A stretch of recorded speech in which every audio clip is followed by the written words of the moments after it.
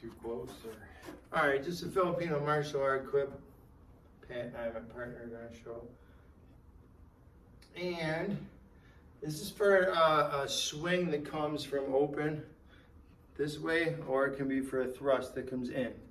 So the number 3 we call it, or the 5. So if Pat and I'm going to challenge myself to go left-handed. Pat's naturally left-handed, so he's still working on perfecting this drill. We've been practicing it tonight, so it helps me to actually say out loud, you initiate, I punyo. So what we're working on is a drill involving inserting this punyo, which is this part of the stick, the shorter end, when we thrust with it.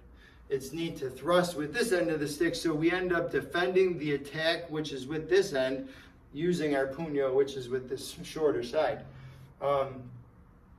Okay, just to illustrate, the 3 is not a thrust. If I did a 3 wide attack towards the elbow area or the midline of the body, Pat would punyo. I'm going to use some footwork to angle away.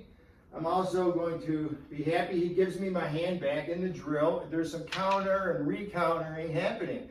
So as he attacks high, I block. He's going to put his hand inside this box here, controlling my thumb pad. He's going to move it and then attack in another area. I might learn to get his hand off and counter attack.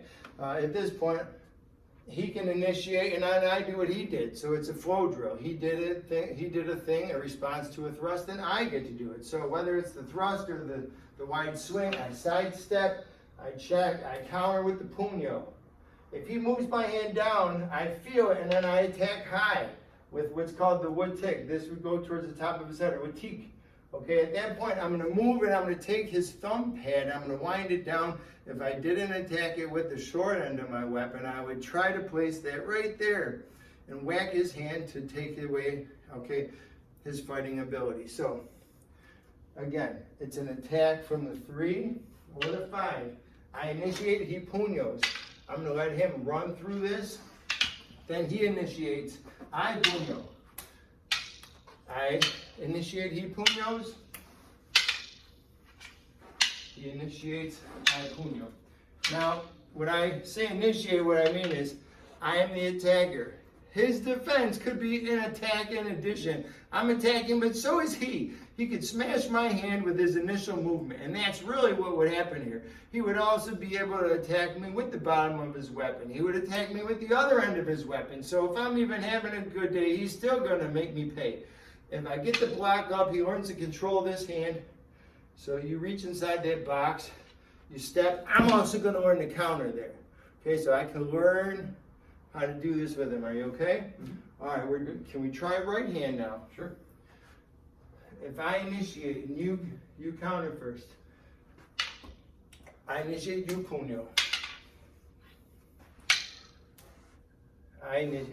You initiate, I punyo. I initiate, you punyo. You initiate, I punyo.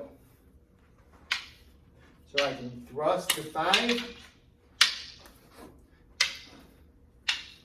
I can also hit this here with the low shot here, there. So he defends. Now we also inserted a continue. Where if I do this here, I might insert wham, I'll kick right in the middle of this. Okay?